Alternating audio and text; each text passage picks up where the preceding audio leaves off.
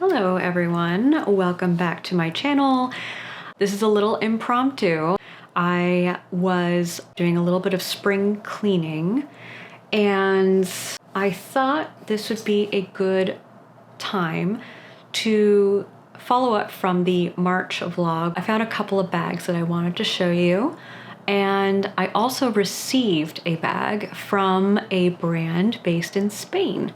Grab your coffee, grab your wine, wherever you may be, and we'll just do a quick little haul. If you haven't seen those videos, quick recap. In March, there were two vintage fairs that I went to. One was in Brooklyn at the Domino Sugar Refinery, and it was really cool. It was actually at the top floor, and so it's like all glass, so you have beautiful views of the river and Manhattan and all of that. And I rarely go to Brooklyn, so this was like a nice change of scenery. And then I went to another vintage show maybe 1 week later or a couple weeks later, and it was the Vogue vintage show that was hosted by Gigi Hadid. It was definitely very popular. There was like a line all the way around the corner and down a couple of streets. I mean, it was just ridiculous. So I didn't stay in the line. I decided, you know what, I'm gonna go check out another vintage show or fair, and then I'll come back. And that's what I did. So I'm going to show you two pieces, the two bags that I found, and I would love to know what you think as well for these pieces. The first one requires a little story time. So this one is from the Brooklyn I Heart Manhattan Vintage Fair. They're actually doing one at the end of this month. I think this one will be on the Upper East Side. So we got to the vintage fair, and it was probably the biggest fair I've ever encountered. We were walking around and looking at what each of the vendors had, and Becca found this really cute Chloe Paddington. It was this camel color, and right next to it was another Chloe Paddington. The woman who we bought these from, she said she sourced them from Japan. She was saying like, oh my gosh, the Chloe Paddington, ever since it's come back, is just all the rage right now. People are going crazy for this bag. I will show some detailed shots. Basically, it came in fantastic condition. It came with the authenticity card. The inside is like all nice and clean. I mean, it's in really impeccable condition. It's also got feet on the bottom, so if you lay it on a surface, yes, it's flat, but because it's so slouchy, as soon as you put it on your shoulder like this, it kind of just slouches down, and it looks pretty nice on your frame. It's a very soft, malleable texture.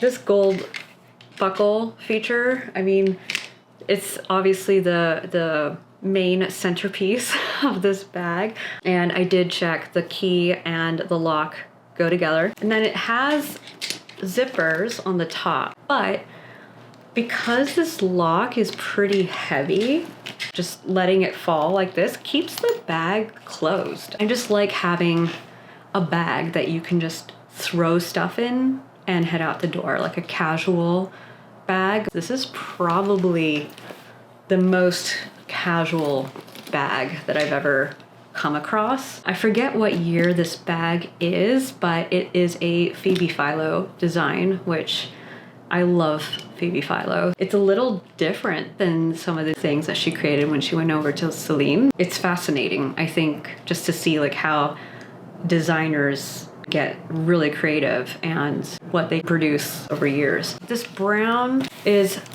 I don't know if it's coming out well in the light. It's getting a little dark, so I know it's not the best lighting, but this brown is a really good color. Brown right now is like really in, especially this dark chocolate brown. Yeah, it goes with everything. You can wear this with black, white, navy, beige, you know, like even colors, right? I know I don't wear a lot of color, but it does go with a bunch of colors. If you have a Chloe Paddington, I hope you held on to it, because now it's like all the rage again. Chloe reintroduced it, I think last year. From like the pictures on the website, it feels like it's not too different. So anyway, that's the Chloe Paddington. Now let's talk about the next bag. So the next bag is what I found at the Vogue Vintage Fair. This is the Gucci Horsebit 1955 drawstring bucket bag. I don't know that that's like the complete name, but it's the most descriptive. I first saw it sitting on a shelf, and this was at, I forgot the name of the place where this was in Soho. I'll write it down below. It's a beautiful place, like 3-story, a lot of wood paneling, things like that. So on the first floor is where they had most of their bags. This one was sitting on the top shelf of a bookcase where all the remaining bags were. All I saw was this part of it. So I pull it down, and then I'm like, ah, wow. I love the Horsebit feature. I recognized it as being a Gucci bag. And then I saw this part, and honestly, I didn't think much of it. I just thought that this just was the opening and closing of the bag. Like this was the height of the bag. But then I started playing around, and then I just like, oh wow, it like comes all the way out. That's different. It's not the traditional round bucket bag. This has a more oval shape. Personally, in terms of how I like to wear my crossbody bags, I like for them to sit right above my hip bone, and this one is lower than that.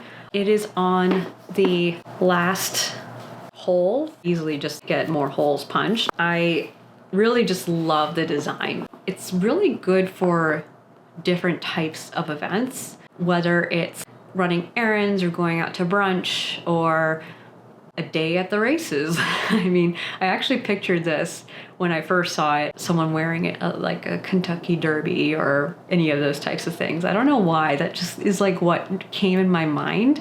I think it's just a really versatile bag and unique because you've got that structured bit, which makes it formal, but then you've got this slouchy part that helps make it casual. This is in really good condition. I don't see any marks. I don't see any scuffs. I mean, it's basically like new. Even the inside is very clean. It is this beautiful blush color. It's a suede interior. There are no spots in there at all. And then the hardware is still very shiny. I actually don't see any scratches on the hardware, which is pretty amazing. And I'm wearing my glasses. Oh, I forgot I'm wearing my glasses. I don't usually wear my glasses all the time, but now you're seeing me wear my glasses because I was on the computer screen. And I don't know about you, but as soon as I take off my glasses, things are still blurry. Sometimes I'll just end up wearing them all evening long because I'm either at my computer or I'm watching TV or I'm on my phone. I feel like it's making my eyes get so used to this that soon I will always need this. I don't know. I am due for an eye appointment, so we'll see what happens. Anyway, that's a random tangent. What I also like is that it doesn't scream logo, right? Like if you know, you know, but it's not logo heavy everywhere. It's a really pretty ivory color or like eggshell. It's a textured leather as well. I don't know if you can see. It has a little bit of a shine to it, so it keeps things interesting. I like the black trim. It kind of accentuates its form, its shape. This is definitely a really cute bag, especially for the upcoming spring and summer months.